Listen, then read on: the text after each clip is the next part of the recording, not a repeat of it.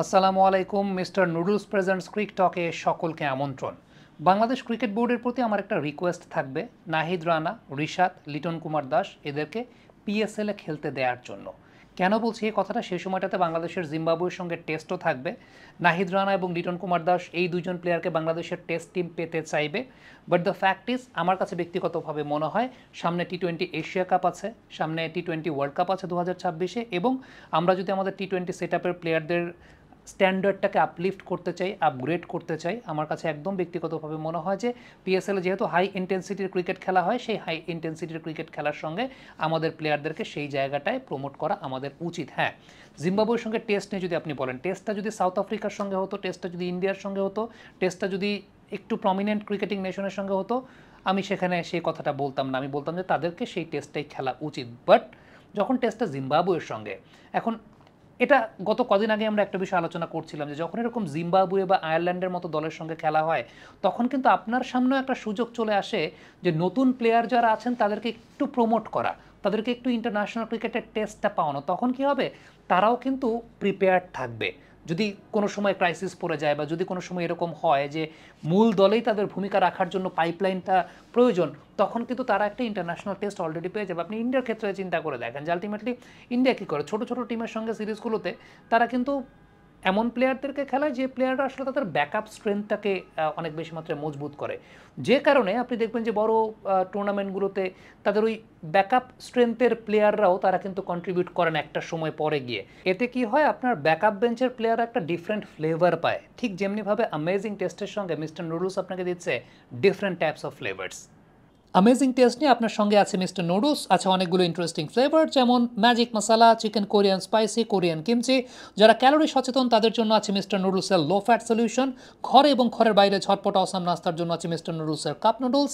Amazing test, enjoy the best. আমাদের দেশের ক্রিকেটে এখন একটা জেনারেশন গ্যাপ চলছে।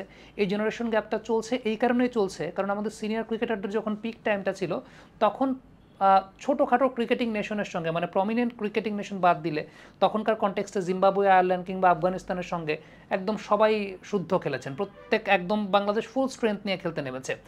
আয়ারল্যান্ডের সঙ্গে একটা টেস্ট খেলার জন্য সাকিব আল হাসানকে আইপিএলের এনওসি দেওয়া হয় নাই, লিটন কুমার দাসকে ইনিশিয়ালি আইপিএলের এনওসি দেওয়া হয় নাই।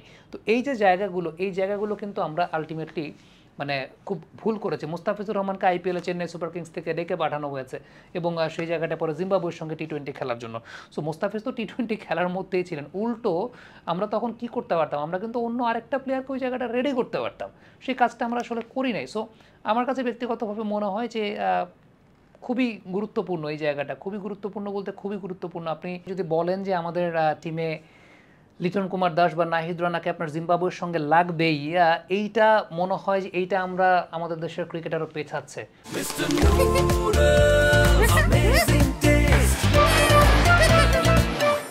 উল্টো ওই সময়টা টেস্ট টিমের জন্য আমরা আরও দুইটা প্লেয়ারকে রেডি করতে পারি। ধরেন মাহিদুল অঙ্কন, মাহিদুল অঙ্কনকে আমরা আরও সুযোগ দিলে জিম্বাবুয়ের মতো টিমের সঙ্গে তার ভালো করার পসিবিলিটি বেশি। মাহিদুল অঙ্কন আমাদের ব্যাকআপ স্ট্রেংথটাকে বাড়াবে যদি সেই জায়গা থেকে তিনি সুযোগ ওইভাবে পান।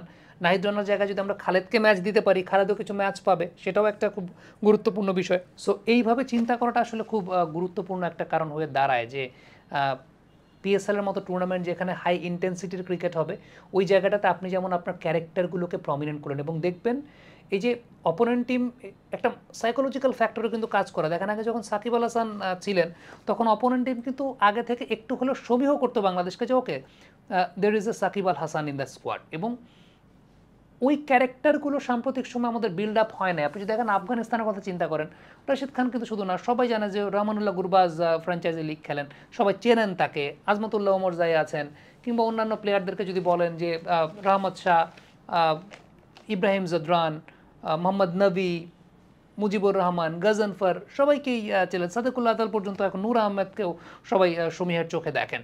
সো ওই ফ্যাক্টরটা খুব গুরুত্বপূর্ণ যে আপনার ক্যারেক্টার এস্টাবলিশ হতে দিতে হবে। একটা পিএসএল যদি আপনি খেলতে দেন, এই প্লেয়ারগুলো যদি আসলে ভালো করতে পারে, তারা কিন্তু ওই সমীহের অবস্থানটায় চলে যাবে এবং বাংলাদেশে ওই যে ক্যারেক্টার বিল্ড আপ হবে, যেটা আসলে খুব জরুরি, খুব গুরুত্বপূর্ণ একটা বিষয়। সো ওই টাইমটাতে মানে এখন আর ওই দিনটা নাই যে আপনি মানে জিম্বাবুয়ের সঙ্গে একটা টেস্ট সিরিজ না খেললে তেমন কোনো কিছু যায় আসবে না।